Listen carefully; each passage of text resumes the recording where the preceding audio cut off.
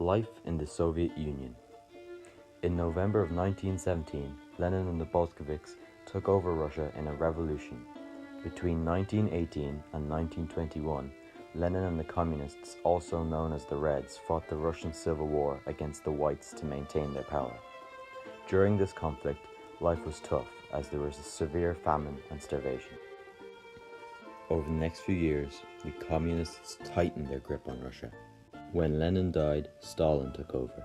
The Communists ruled Russia until 1991, when the communist system collapsed. During Stalin's dictatorship, he enforced a one-party system, which meant that only he could be in power. Stalin also had control over the media, which led to massive amounts of propaganda. The Communist Party held all the power in the USSR. Elections were only held to elect members of the same party. During the 1930s, Stalin used trials, purges, and executions to get rid of any potential opponents to his reign. He is quoted to have said, "Death is the solution to all problems. No man, no problems." Stalin introduced gulags, which were forced labor camps for political prisoners and rivals. Life in these camps was very difficult. Figures show that there were only 10% survival rates. Gulags were normally located in remote areas, most commonly being in Siberia. The prisoners in these camps underwent hard labor in terrible conditions. 1 to 2 million died while in the gulags.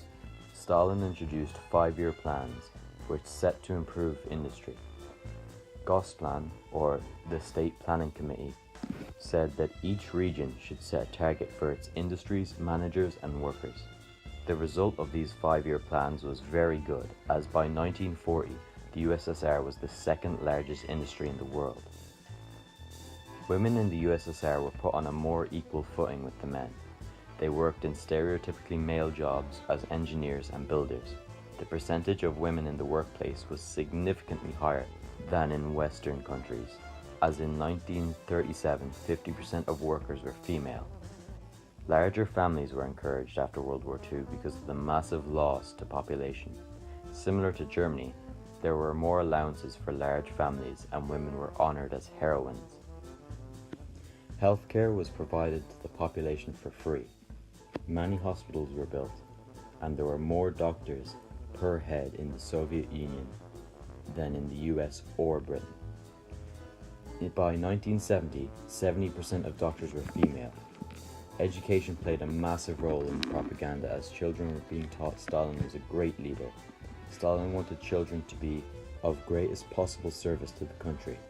A school book titled A Short History of the USSR exaggerated Stalin's role in the Communist Revolution in 1917.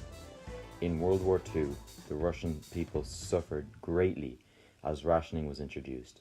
In Leningrad, 700,000 people either froze or starved to death. Vicious fighting took place on the streets of Stalingrad, as Stalin ordered that the city must not be lost.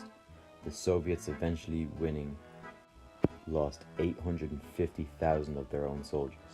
Civilians were encouraged to fight in the war, which led to over 17 million civilian casualties. This system of oppressive leadership and systemic brainwashing of the masses continued until December 26, 1991, known as the dissolution of the Soviet Union.